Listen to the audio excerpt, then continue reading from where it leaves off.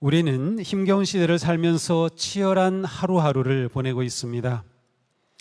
우리는 끝없이 성과를 내야 하고요. 또 자신은 물론 가정과 자녀와 또 사업과 직장도 책임져야 합니다.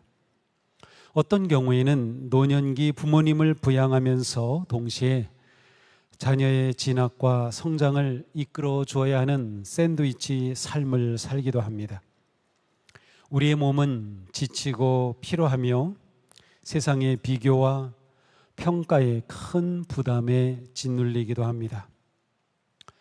더 나아가 육체의 질병 그리고 경제적 어려움과 상대적 박탈감이 우리를 짓누르기도 합니다. 밤낮 없이 수고하고 땀 흘려 열심히 살았음에도 불구하고 타인과 비교하는 순간 자신의 인생은 순식간에 초라한 실패작처럼 여겨집니다. 무엇인가 성과를 내고 성취해야만 가치를 인정받는 압박 속에서 우리의 몸과 마음은 고갈되고 탈진 상태에 이르기도 합니다. 오늘 말씀에는 지치고 탈진한 우리의 모습과도 너무도 닮은 한 사람이 등장합니다. 그는 하나님의 위대한 예언자 엘리야입니다. 갈멜산에서 바알 선지자 450명과 맞짱 떠가지고 승리한 사람이에요.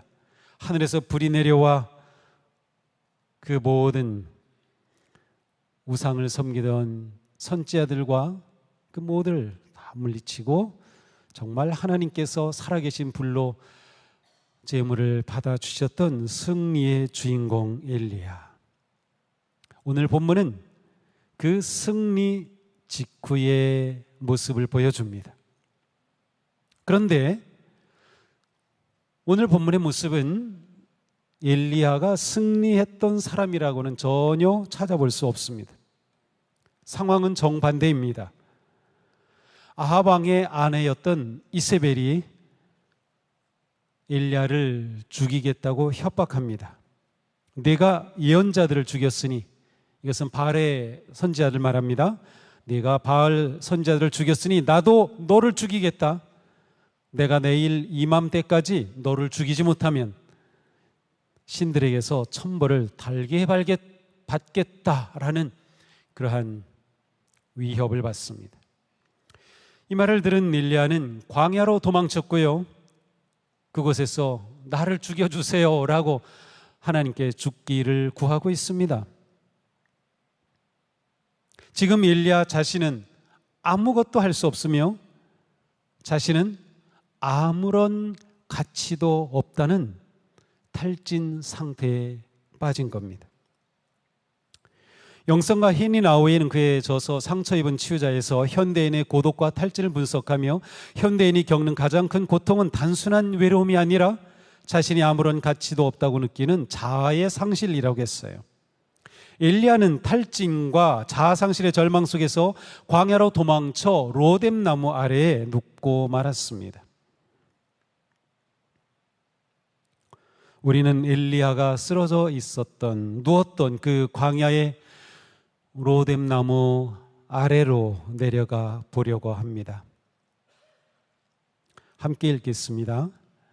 광야로 들어가 하룻길쯤 가서 한 로뎀나무 아래에 앉아서 자기가 죽기를 구하여 이르되 여호와여 넉넉하오니 지금 내 생명을 거두시옵소서. 나는 내 조상들보다 낫지 못하니이다. 여기서 넉넉하다라는 이 표현은 긍정적인 표현이 아닙니다. 여호와여 넉넉하오니, 이거는 더는 하나님께 아무것도 기대하지 않겠다는 실망의 표현이에요. 이젠 다 됐습니다. 이제는 끝장입니다. 그런 뜻이에요. 갈멜산 승리 직후 엘리야는 큰 것을 기대했을 것입니다. 무엇입니까? 450명이나 되는 바알의 선자들을 물리쳤으니 이제 아합 왕은 회개하고 또 그와 함께 이스라엘 백성들이 다 회개하고 하나님께 돌아올 것으로 기대했던 것이죠. 그러나 현실은 달랐습니다. 왕비였던 이세벨은 눈 하나 깜짝하지 않고 오히려 내가 24시간 안에 엘리야의 목숨을 취하겠다라고 선포한 것이에요. 엘리야는 엄청난 승리를 거뒀지만 세상은 조금도 변하지 않았습니다. 오히려 자신은 이 거대한 악의 세력 앞에서 무력한 존재일 뿐임을 보았을 뿐이에요. 바로 우리가 지금 겪고 있는 상대적인 박탈감과 무력감, 바로 이와 같습니다. 우리는 온 몸을 불살라 열심히 땀 흘려 일하고 노력했지만 현실의 벽은 여전히 높아요. 자신의 삶은 조금 더 나아지지 않는다고 느껴져요. 희망이 보이지 않아요. 점점 탈진에 빠지게 됩니다. 우리는 엘리야의 독백에 주목해 보아야 합니다. 나는 내 조상들보다 낫지 못하나이다. 낫지 못하니이다. 이 한 문장에는 깊은 마음의 고통이 담겨 있어요. 사실 이 말씀을 지역하면 나는 내 조상들보다 좋지 못하다. 나는 나쁘다라는 표현이에요. 조상들은 선하였지만 나는 악하다라는 그런 표현이에요. 자, 지금 엘리야는 하나님 앞에 있음에도 불구하고 하나님 앞에 자기라고 하는 그런 단독자로 서 있지 않고 하나님 앞에서 지금 이스라엘 역사 가운데 있었던 조상들, 훌륭했던 지도자들을 떠올리면서 그 조상들보다 저는 악합니다 라고 말하고 있는 겁니다. 다시 말하면 그 훌륭한 조상들을 자기 인생의 비교 기준으로 삼았어요. 그리고 그 조상들과 비교하여 나는 악합니다, 나는 선하지 못합니다 라고 말하고 있는 것이죠. 나는 모세처럼 이스라엘 백성들을 그렇게 온전하게 이끌지 못했습니다. 나는 사무엘처럼 왕을 회개시키고 백성들을 회개케 하지 못했습니다. 저는 너무나도 악합니다 라는 그러한 말이죠.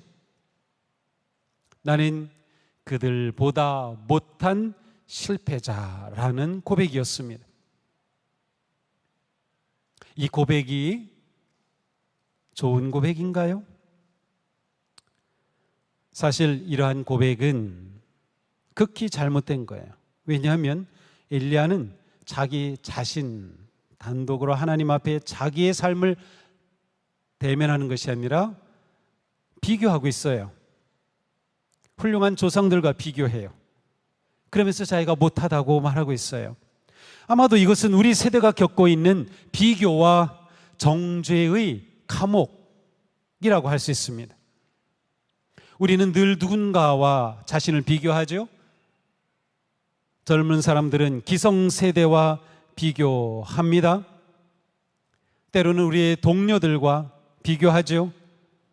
그들의 성공과 그들이 잘 나가는 것과 비교합니다. 때로는 남의 자녀와 비교합니다. 심지어 다른 교회와 비교합니다. 더 나아가서 내 스스로가 만들어놓은 나의 완벽한 모습,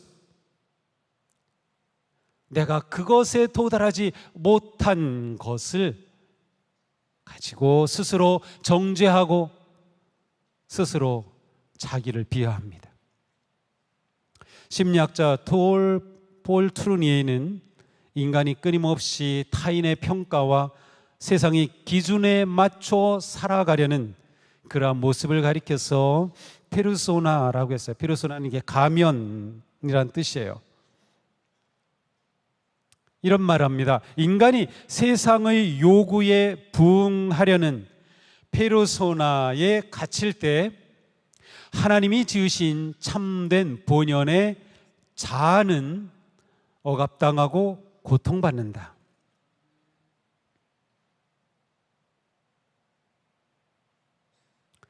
세상이 요구하는 것에 대화를 맞추려고 가면을 쓰다 보면 그 페르소나는 진정한 나라고 하는 person, 나 존재, 내 인격이 오히려 고통당하게 된다는 거예요. 엘리야는 조상들과 같은 위대한 선지자라고 하는 자신의 페르소나를 가지고 있다. 그것이 깨져버린 거예요. 그렇게 되자 자신의 존재 가치가 전체가 무너져 내리는 혼동을 겪었고 아픔을 겪었고 급격한 탈진의 상태에 이르는 겁니다. 우리 자신은 어떻습니까? 우리는 혹시 내가 아니라 세상이 요구하는 기준, 타인이 요구하는 기준에 맞추기 위해 그렇게 숨이 차게 달리고 있는 것은 아닙니까? 학생들이라면 부모의 기준에 맞추기 위해서 그렇게 공부하고 있는 건 아닙니까? 타인보다 더 뛰어나지 못한 실패한 자신, 그것을 받아들이지 못하고 도망하는 것은 아닙니까? 완전한 탈진, 번아웃에 빠져 죽기를 구한 엘리야에게 하나님께서 다가오셨어요. 로뎀 나무 아래에 누워 자더니 천사가 그를 어루만지며 그에게 이르되 일어나서 먹으라 하는지라. 본즉 머리맡에 숯불에 구운 떡과 한 병 물이 있더라. 이에 먹고 마시고 다시 누웠더니, 이 말씀에 진정한 위로와 회복과 돌봄의 진리가 담겨 있어요. 하나님은 우리의 영혼을 치료하시고 우리의 마음을 만지실 때 먼저 우리가 인간으로서 피조물로서 가지고 있는 한계와 우리의 육체적인 약함을 돌봐주십니다. 하나님은 우리의 마음과 영혼을 만지실 때에 딱 우리의 영혼을 딱 만지고 우리의 마음을 딱 만지시는 게 아니라 우리가 인간으로서 가지고 있는 육체와 한계와 우리의 약함을 만져주신다. 이거는 우리의 영과 마음과 육체가 같이 있다라고 하는 전인적인 존재라는 것을 말해줘요. 하나님은 도망친 엘리야에게 내가 어찌해서 예언자의 사명을 버리고 그렇게 도망갔어? 너 도대체 믿음이 어디 있는 거야? 라고 책망하지 않으셨어요. 엘리야를 꾸짖지 않으셨어요. 정죄하지 않으셨어요. 다그치지도 않으셨어요. 오히려 하나님은 그가 누워있는 그 자리에 천사를 보내셨어요. 그리고 그를 어루만지셨습니다. 어루만진다라고 하는 이 단어는 상처 부위에 이렇게 손을 얹는다 혹은 피부가 닿는다라는 뜻입니다. 하나님은 탈진하고 상처받고 고독과 우울증으로 무너진 엘리야의 몸과 마음을 친히 사랑의 손으로 어루만지시며 치유의 접촉을 하셨던 거예요. 인간의 깊은 우울과 탈진은 지식과 머리로 치료되지 않습니다. 오히려 존재의 따뜻함과 사랑의 접촉과 돌봄의 언어로 치유됩니다. 하나님이 엘리야를 그렇게 지금 만지시는 거예요. 또한 하나님은 엘리야의 머리맡에 숯불에 구운 떡과 물 한 병을 준비해 주셨습니다. 메마르고 먼지나는 척박한 광야에서 쓰러져 있는 엘리야를 위해 따뜻한 빵을 구워내시고 물을 마시도록 하나님은 세밀하게 돌보셨습니다. 우리가 우울함과 탈진과 고독으로부터 회복하려면 자신의 한계를 인정하고 세상과 타인의 기대를 맞추려는 성취와 업적을 위한 그러한 분투를 멈추고 오히려 누워서 먹어야 합니다. 쉬며 먹어야 합니다. 하나님은 엘리야에게 먹고 다시 눕게 하셨어요. 마음의 치유를 위해서는 육체의 쉼이 필요하다는 뜻이에요. 음식을 잘 먹는 것이 중요합니다. 믿음의 공동체 안에서 우리는 서로를 만져주며 격려하고 위로하고 함께 해야 합니다. 함께 음식을 먹고 나눔이 중요한 거예요. 우리 교회에서는 삼부 예배 후에 만나홀에서 식사가 있습니다. 이 식사의 자리는 오늘 주일에 모든 예배와 여러 가지 행사와 비교할 때 정말 중요한 시간입니다. 함께 먹는 것이 우리를 치유합니다. 함께 먹어야 돼. 그러니까 교회는 먹는 걸 잘해야 돼. 잘 먹어야 돼. 먹는 걸 좋아해야 돼. 같이 먹을 수 있어야 돼. 이게 교회입니다. 코로나 이후로 많은 교회들이 이 식사가 없어졌어요. 그러니까 식당에서 봉사해 줄 사람이 없는 거예요. 그래서 보통 외주를 줘가지고 주일마다 외부에서 음식을 배달해서 먹는 교회도 있어요. 근데 우리 교회는 여선교에서 이렇게 너무나도 수고해 주셔서 주일 식사를 할 수 있어요. 예수님은 제자들과 함께 하실 때 식사를 너무나도 잘 하셨어요. 즐겁게 하셨어요. 그래 제자들은 예수님을 생각하면 식사가 떠올랐어요. 기독교 예배에 말씀과 함께 성찬이 중요한 자리에 들어왔어요.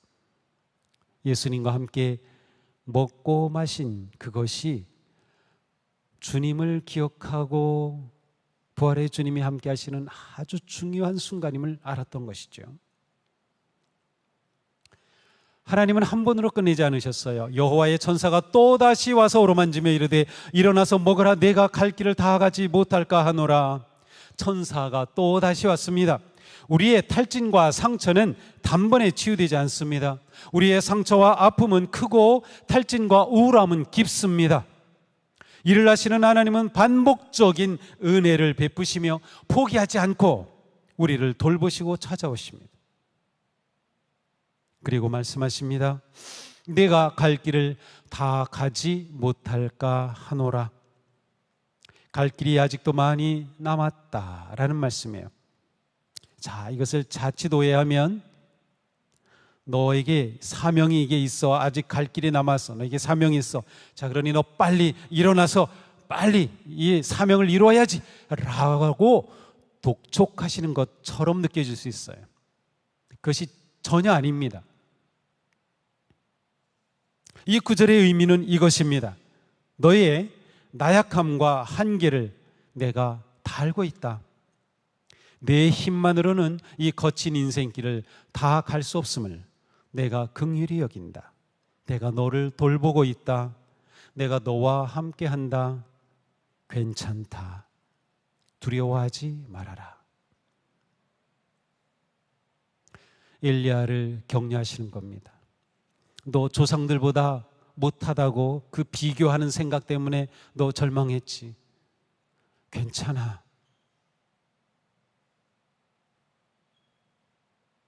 내가 그렇게 사역을 했는데 열매가 없다고 느끼고 있지. 괜찮아. 그것이 내 한계야. 하나님께서는 엘리야와 공감해 주시는 거예요. 우리는 어떻게 이러한 비교와 박탈감의 늪을 벗어나고 우울함과 절망의 감옥을 벗어나 하나님 안에서 진정한 가치 있는 삶을 살아갈 수 있을까요? 8절에 보니 이에 일어나 먹고 마시고 그 음식물의 힘을 의지하여 40주 40야를 가서 하나님의 산 호렙에 이르니라. 엘리야는 하나님의 돌보심을 힘입어서 다시 일어났습니다. 그리고 40일을 걸어서 하나님의 산 호렙에 이릅니다. 호렙산은 과거 이스라엘 백성이 하나님과 언약을 맺었던 곳입니다. 모세가 하나님의 영광을 대면하였던 거룩한 장소입니다.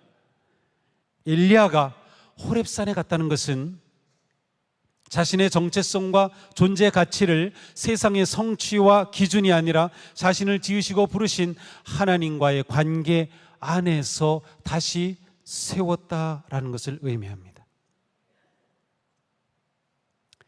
다시 말씀드립니다. 엘리야가 호렙산으로 갔다는 것은 엘리야가 자신의 정체성, 내가 누구인지, 하나님의 자녀, 하나님의 백성, 하나님이 세운 선지자, 내가 누구인지 자기의 존재 가치를 비교하고 세상의 기준에 따라 보았던 그 가치를 이제 내려놓고 오직 하나님 앞에서 하나님과의 관계 속에서 자기의 존재 가치와 의미를 보겠다는 결단이에요. 세상은 우리에게 끊임없이 결과와 성취의 행위를 요구합니다. 우리가 어떤 업적을 남겼는지, 어떤 차를 타는지, 몇 평짜리 집에 사는지, 직급이 무엇인지, 얼마를 버는지를 따라 우리에게 가치를 매깁니다. 그래서 우리의 성취가 흔들리면 존재도 무너지는 것이에요. 박탈감을 느끼게 되는 것이에요. 우울함에 빠지는 것이에요. 그러나 호렙산에서 만나는 하나님은 우리에게 어떤 행위가 아니라 우리라고 하는 그 존재의 소중함과 가치를 말씀하십니다. 하나님은 엘리야가 갈멜산에서 불을 내렸기 때문에 사랑한 것이 아니에요. 물론 하나님이 내려주셨지만 엘리야가 그렇게 바알의 선자들과 싸워 이겼기 때문에 그래 내가 너를 사랑하지, 그게 아니에요.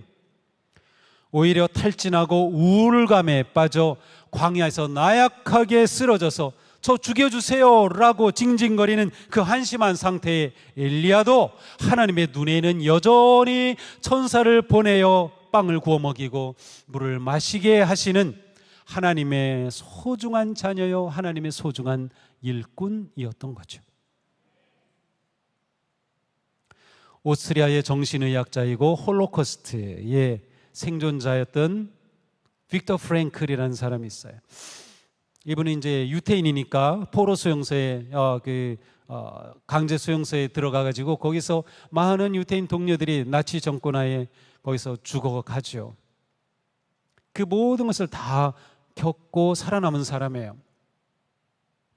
거기서 그는 사람은 가만히 보니까 이 사람은 좀 건강해서 오래 버틸 것 같았는데 이상하게 다음날 그냥 죽어갔고요. 이 사람은 너무도 몸도 약하고 금방 죽을 것 같은데 그 수용소에서 버텨내고 결국 살아나는 사람도 봐요. 그래서 이 빅터 프랭클이 기도하면서 공부하죠. 도대체 사람을 이렇게 살리는 게 뭘까? 그래서 그가 창시한 것이 바로 의미요법, 로고테라피예요. 사람은 자기 존재 가치의 의미를 가지게 될 때 사는 거다라는 것을 보게 된 거예요. 그래서 아무리 건강했던 사람이라도 그곳에서 강제수용소에서 자기의 존재 가치를 잃어버리고 절망하는 순간 그냥 세상을 떠나는 거였죠. 빅터 프랭클은 죽음의 수용소라고 하는 그의 책에서 이런 말을 남겼습니다. 인간의 존재 가치는 사회적 유용성이나 성과에 의해 결정되지 않는다. 인간은 존재 자체만으로도 바꿀 수 없는 존귀함과 절대적 가치를 지닌다.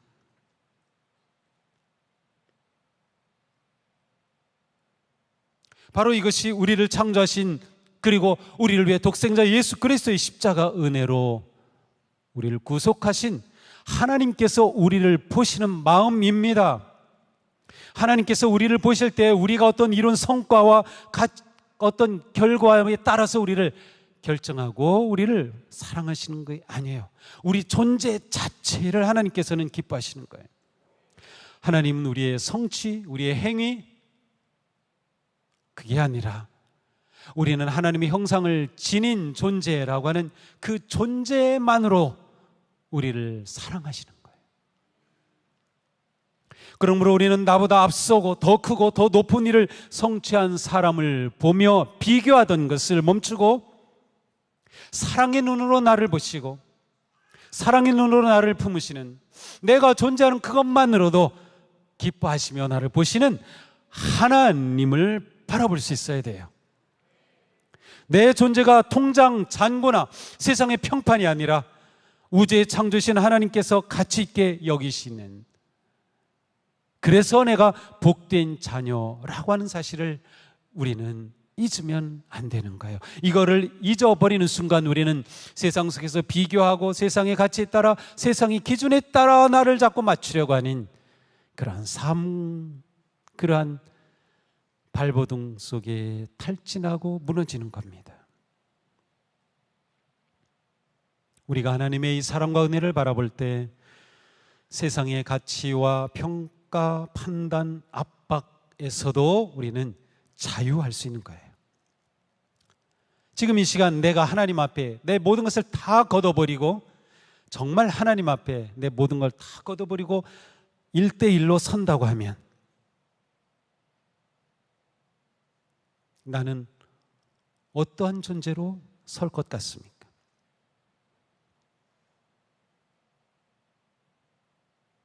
내가 자랑으로 여기던 거 다 내려놓고, 내가 비교하면서 너무나도 내 가치를 떨어뜨리고 나를 무가치하게 만드는 것으로 여겨졌던 거 다 내려놓고 내가 하나님 앞에 설 때, 그때도 여전히 세상의 인정을 구하고 성취를 통해 내 가치를 증명하려고 하는 그러한 나입니까? 아니면 오직 하나님의 사랑과 은총을 신뢰하고 감사하며 그 앞에서 웃을 수 있는 자유인입니까? 사랑하는 성도 여러분, 로뎀나무 아래서 호렙산으로 나아가는 치유의 여정을 우리 삶 가운데서 경험할 수 있기를 바랍니다. 하나님께서는 우리에게 치유와 회복, 자신 존재의 소중함과 가치를 회복하고 살아갈 그러한 길을 열어주셨어요. 그러니 이 한 주간 로뎀나무 아래서 이제는 호렙산으로 나아가는 치유의 여정을 걸어갈 수 있기를 바랍니다. 먼저 우리는 예배의 자리를 가장 가치 있게 지켜야 합니다.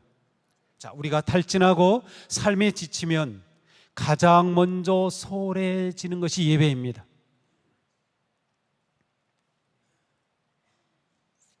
피곤하죠? 바쁘죠? 여유가 없죠? 마음이 무너져 있죠? 예배 드리는 거 내키지도 않죠? 그러면서 예배를 멀리합니다.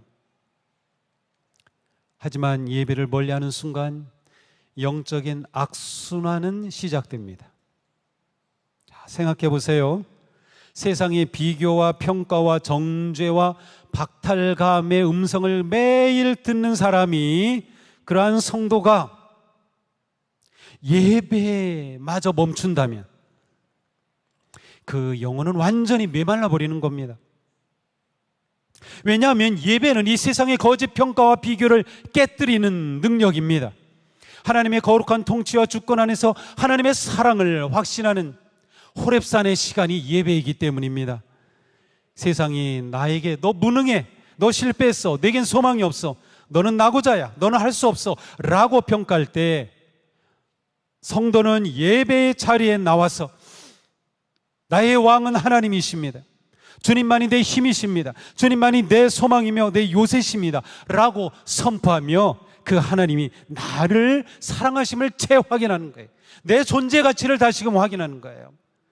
그래야 우리가 이 세상 한가운데서, 그렇게 우리를 몰아가는 세상 속에서도 우리는 평안하게 기쁨으로 자유하며 살 수 있는 겁니다. 예배를 통해 내 삶의 시선이 세상의 시장 경제 논리에서부터 바뀌어 하나님 나라의 은혜의 경제학으로 바뀌어 내 삶이 진정한 기쁨과 자유를 누리는 거예요. 이것이 예배이니 우리는 어떠한 경우에도 예배를 지켜야 한다.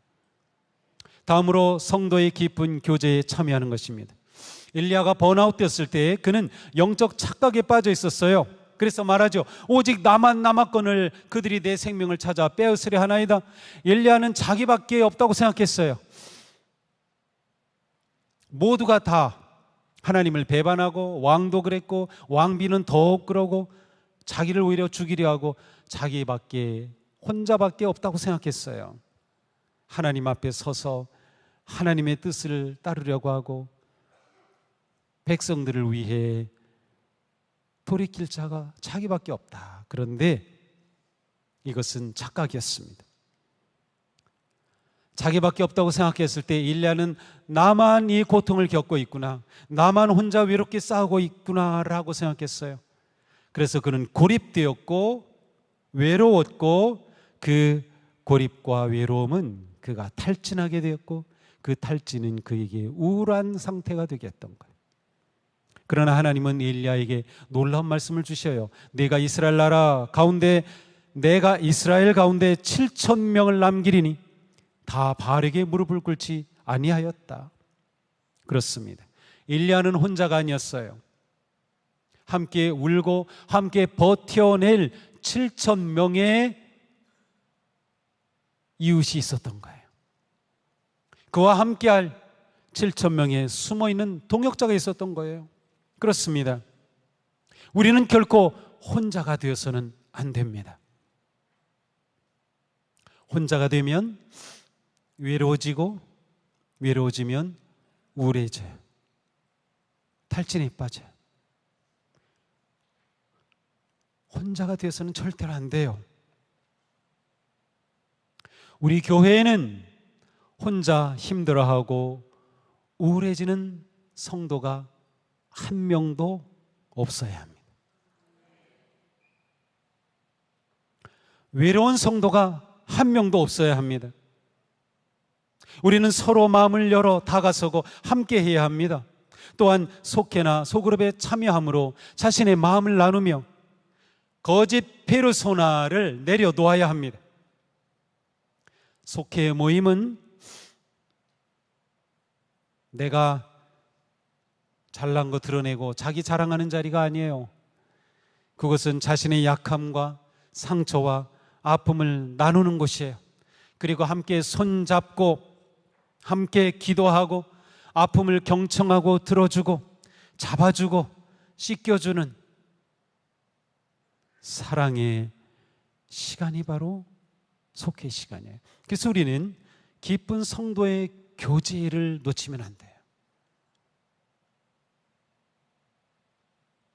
우리가 이렇게 할 때 외로움, 우울함, 소외감, 의기소침, 죄책감, 절망감, 두려움을 이겨낼 수 있으며 진정한 생명과 희망의 삶을 살아갈 수 있습니다.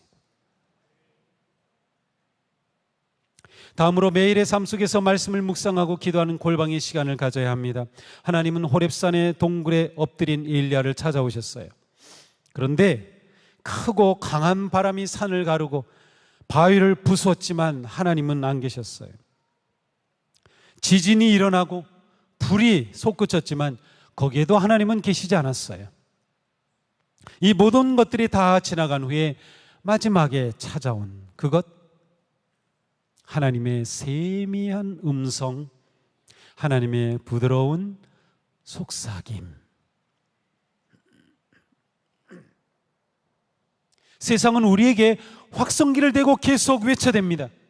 너 더 벌어야 해, 더 올라가야 해, 더 커져야 해. 멈추면 너 도태되고 말아. 이 거친 바람과 불같은 세상의 소음 속에서 우리의 영혼을 지키는 길은 매일 짧은 시간이라도 세상의 소음에 귀를 막고 하나님의 말씀 앞에 잠잠히 머무는 침묵과 묵상의 시간을 갖는 것입니다. 새벽 제단을 쌓는 것입니다. 경건한 묵상과 기도의 시간을 갖는 것이에요. 너무도 중요합니다. 이거 무시하지 마세요.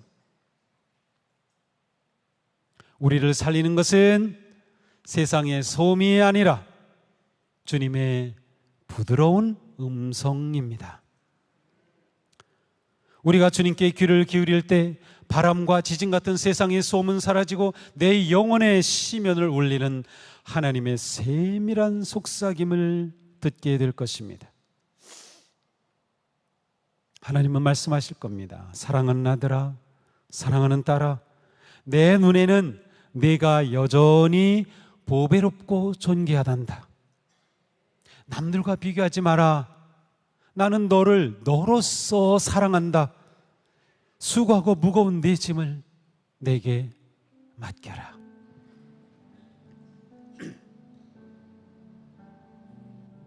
이 시간 주님의 이 음성을 듣기를 원합니다.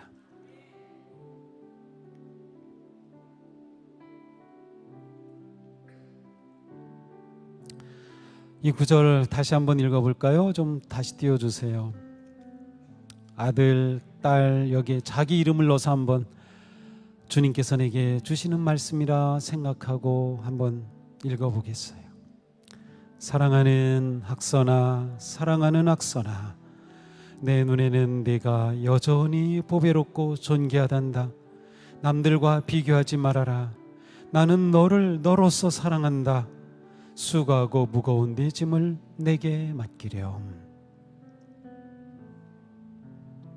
주님의 이 음성을 믿음으로 받아들일 때 메마른 우리의 내면에는 세상이 줄 수 없는 기쁨과 감사와 소망이 또한 평화의 샘물이 솟아날 것입니다. 사랑하는 성도님, 오늘 우리가 앉아있는 이 자리는 결코 실패의 자리가 아닙니다. 우리의 힘이 소진되고 세상이 우리에게 요구하고 그려진 페르소나가 부서진 로뎀나무 아래는 역설적으로 하나님의 부드러운 만지심과 따뜻한 사랑의 돌봄을 누리는 은혜의 자리입니다. 나는 내 조상들보다 낫지 못하다. 나는 내 누구보다 낫지 못하다. 나는 그 누구보다 낫지 못하다. 이 모든 것 스스로 비교하고 스스로 정죄하고 스스로 자기를 낮추었던 감옥에서 나오십시오. 하나님은 우리에게 누군가와 경쟁해서 이기라고 요구하지 않으십니다. 주님이 우리에게 원하시는 것은 우리가 어떤 처지, 어떤 상황에 있든 오직 주님의 사랑을 확신하고 하나님이 주신 내 생명을 귀하게 여기며 주님의 음성을 따라 주님과 함께 한 걸음 한 걸음 천국의 길을 걷는 것입니다. 이 한 주간 인생의 무거운 점을 내려놓고 위로하시고 만져주시고 치유하시고 먹여주시는 주님의 천사를 만나게 되기를 축복합니다. 또한 우리가 누군가에게 하나님의 천사가 되어줄 수 있기를 바랍니다. 영원의 호렙산으로 올라가십시오. 날마다 세미한 주님의 말씀과 기도 속에서 자신의 진정한 존재의 소중함 그리고 그 가치를 되찾으십시오.